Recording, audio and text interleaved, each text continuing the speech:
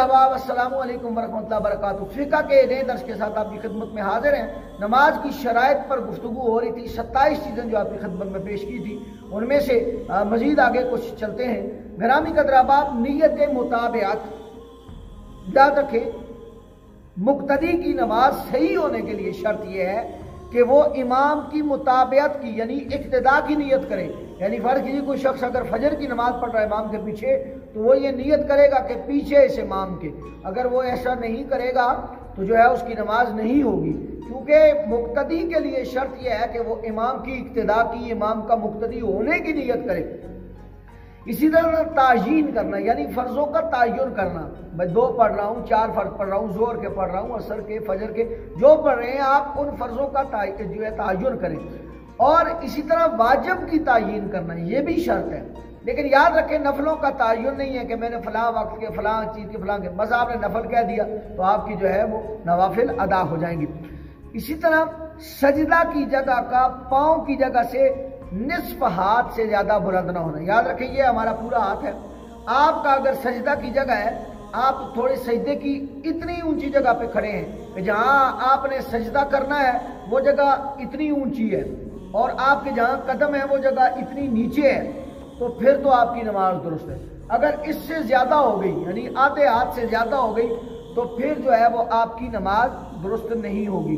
और जो है निस्फ ज़रा से ज़्यादा ऊंची, माजरत में हथेली कह गया, ये पूरा हाथ है, बाजू निस्फ ज़रा है, तो ज़रा जो है वो कोहनी तक होती है। ये आधा हाथ यानी इतना आप जो है वो आपका सर की जगह ऊंची हुई और जो है पाँव कदम नीचे हुए तो फिर आपका सजदा नहीं होगा। हाँ, अगर नमाजियों का बेपनाह हुजूम हो और एक नमाजी दूसरे की पीठ पर सजदा कर ले तो ये जायज़ है। ये याद रखें, आजकल तो हरमे काबा में बहुत वसअत हो गई, माशाल्लाह काफ़ी वसी है। पुराने वक्तों में ऐसे होता था कि जब हज के अय्याम होते थे तो वहाँ जो है इस कदर रश होता था कि जगह नहीं होती थी, तो सफ़े जो है उनका जो है वो फासला कम होता था। तो वो जब रुकू में जाते तो जो है वो बड़ी मुश्किल से रुकू होता और सजदे में जो है वो दूसरे की पुष्ट पर, पीठ पर सजदा करते। तो अगर ऐसा कोई सिचुएशन हो कि जहाँ पे जो है वो जगह इस कदर जो है वो तंग पड़ जाए कि किसी की पीठ पर सजदा करना पड़ जाए तो वो आप कर सकते हैं, बशर्ते कि दोनों की एक नमाज हो। ऐसा नहीं है कि अगला नफल पढ़ रहा है और आप फर्ज पढ़ रहे हैं, अगला जोर की पढ़ रहा है और आप असर की कज़ा पढ़ रहे हैं, या वो असर की पढ़ रहा है और आप जोर की कज़ा पढ़ रहे हैं। दोनों की एक नमाज होना जो है ये ज़रूरी है। तो ये तभी होगा कि जब आगे इमाम एक हो और जो है इमाम वो जो नमाज पढ़ रहा हो वही आप पढ़ रहे हो। और इसी तरह हाथों और घुटनों को ज़मीन पर रखना, यानी ये जो आपके हाथ हैं और ये जो घुटने हैं, जब आप सजदे में जाएं तो ये ज़मीन पर हो और जो है जब हाथ आपके जाएं तो आप ज़मीन पर रखें। ऐसा करना भी नमाज की शराइत में शामिल है।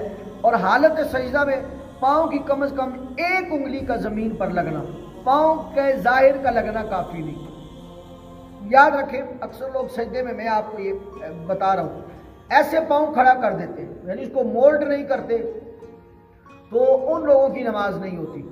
उनको चाहिए कि वो अपने अंगूठे को और एक उंगली को ऐसे प्रेस कर ले ताकि उंगलियों का पेट जो है वो ज़मीन पर लगे।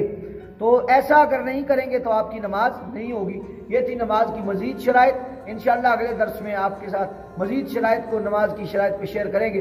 जो सुना सुनाया अल्लाह मुझको और आपको इस पर अमल करने की तौफीक अता फरमाए। अस्सलामु अलैकुम वरहमतुल्लाहि वबरकातुहू।